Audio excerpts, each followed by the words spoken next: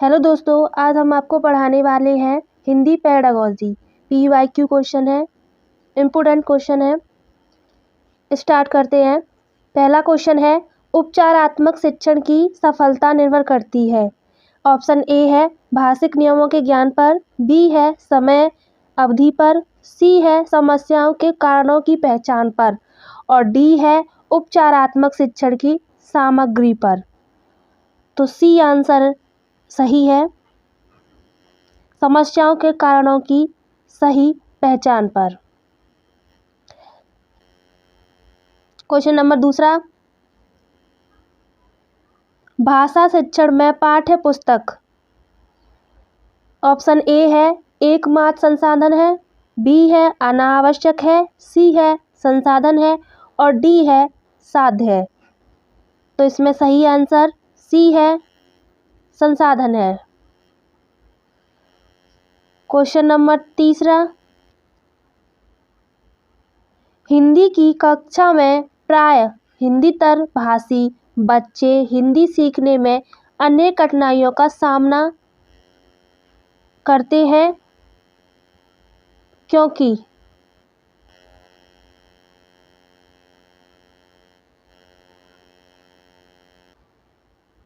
Option A है वे मन लगाकर हिंदी नहीं सीखते, बी है हिंदी सीखने के प्रति उनमें अरुचि होती है, सी है प्राय हिंदी और उनकी मातृभाषा की संरचना में अंतर होता है और डी है हिंदी बहुत कठिन भाषा है।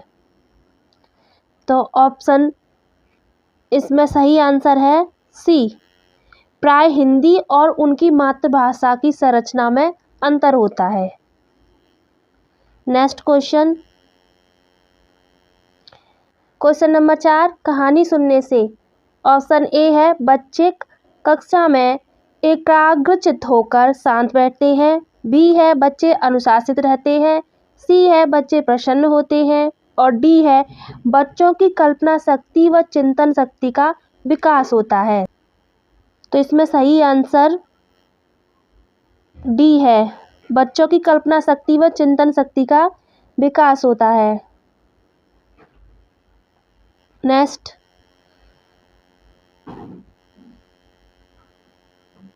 क्वेश्चन नंबर 5, बच्चों के लेखन कौशल का मूल्यांकन करने के लिए कौन सी विधि बेहतर हो सकती है।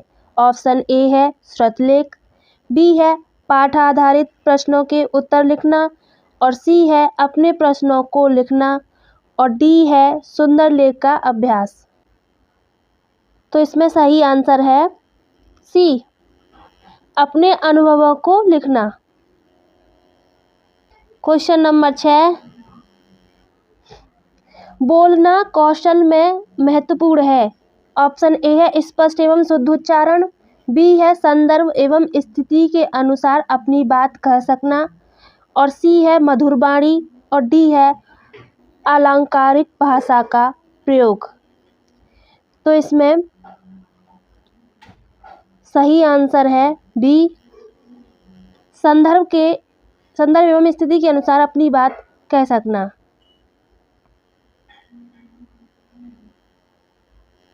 ऑप्शन नंबर 7, क्वेश्चन नंबर 7, एक भाषा शिक्षक के रूप में सबसे बड़ी चुनौती होती है। तो जो एक भाषा है वो शिक्षक के रूप में सबसे बड़ी चुनौती क्या है। तो ऑप्शन ए है भाषा संसाधन का अभाव है, बी है बहुभाषी कक्षा के शिक्षण के लिए उचित रणनीतियाँ तय करना और सी है बच्चों की भाषा को संचार संसाधनों के प्रभाव से मुक्त करना और डी है बच्चों को भाषा सिखाने के महत्व से परिचित कराना। राइट आंसर है बी, बहुभाषी कक्षा के शिक्षण के लिए उचित रणनीति तैयार करना। क्वेश्चन नंबर 8, एक समावेशी कक्षा में कौन सा कथन भाषा शिक्षण के सिद्धांत के प्रतिकूल है। ऑप्शन ए है बच्चे परिवेश से प्राप्त भाषा को ग्रहण करते हुए भाषा प्रयोग में नियम बना सकते हैं, बी है प्रिंट माहौल भाषा सीखने में सहायक होता है, सी है भाषा परिवेश में रहकर अर्जित की जाती है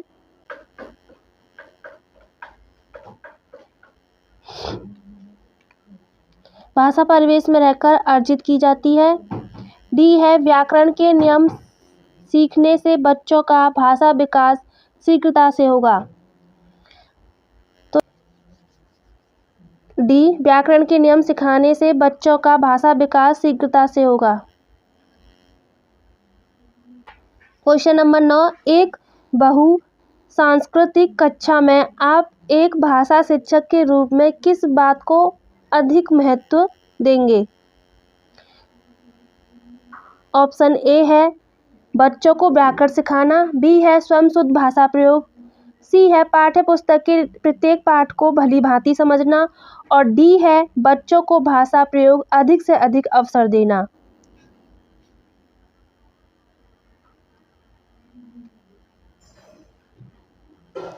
तो इसमें सही आंसर डी है, बच्चों को भाषा प्रयोग के अधिक से अधिक अवसर देना। अगर बच्चों को भाषा प्रयोग के अवसर अधिक से अधिक दिए जाएंगे तो वो ज़्यादा सीखेंगे।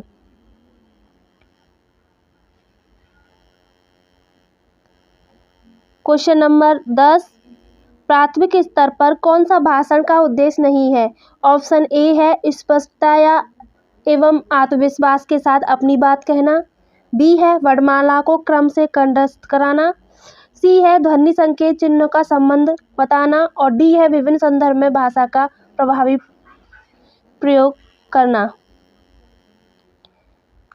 तो इसमें सही आंसर रखा है कंठस्थ कराना।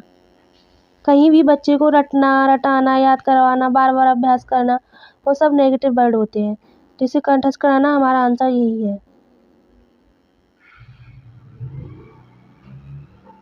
क्वेश्चन नंबर 11, गृह कार्य के बारे में कौन सा कथन उचित है? ऑप्शन ए है गृह कार्य अभिभावकों को व्यस्त रखने का उत्तम साधन है, बी है बच्चों की क्षमता स्तर के अनुसार गृह कार्य दिया जाना चाहिए, सी है गृह कार्य कक्षा में किए गए कार्य का अभ्यास मात्र है और डी है गृह कार्य देना अति आवश्यक है।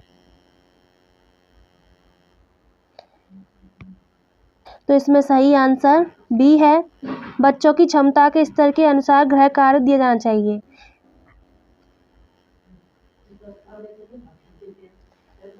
सही आंसर बी है। क्वेश्चन नंबर 12, भाषा के अभिव्यक्तात्मक कौशल हैं।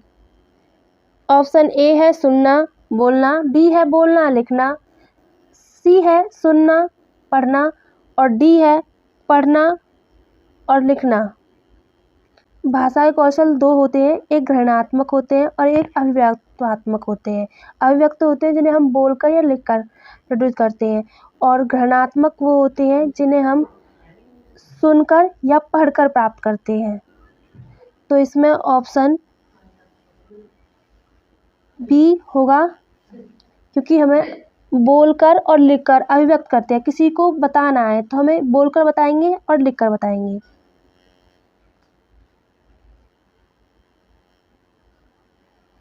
क्वेश्चन नंबर 13, प्राथमिक स्तर पर बच्चों की भाषा शिक्षा के संदर्भ में निम्नलिखित में से कौन सा कथन असत्य है?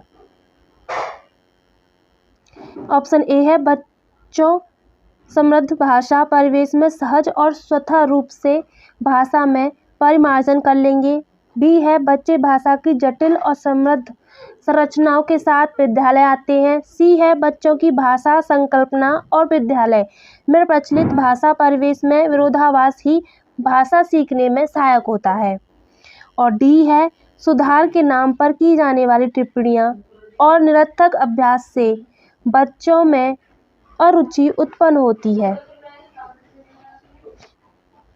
सही आंसर है सी, बच्चों की भाषा संकल्पना और विद्यालय में प्रचलित भाषा परिवेश में विरोधाभास ही भाषा सीखने में सहायक होता है। क्वेश्चन नंबर 14, भाषा कौशलों के संदर्भ में कौन सा कथन उचित है? ऑप्शन ए है विद्यालय में केवल पढ़ना लिखना कौशल पर ही बल देना चाहिए, बच्चे केवल सुनना बोलना पढ़ना लिखना कौशल क्रम से ही सीखते हैं, भाषा के चारों कौशल परस्पर अंतर संबंधित है, और भाषा कौशल के विकास में अभ्यास की अपेक्षा भाषिक नियमों का ज्ञान जरूरी है। तो इसमें सही है सी, भाषा के चारों कौशल परस्पर अंतर्संबंध सीखते हैं।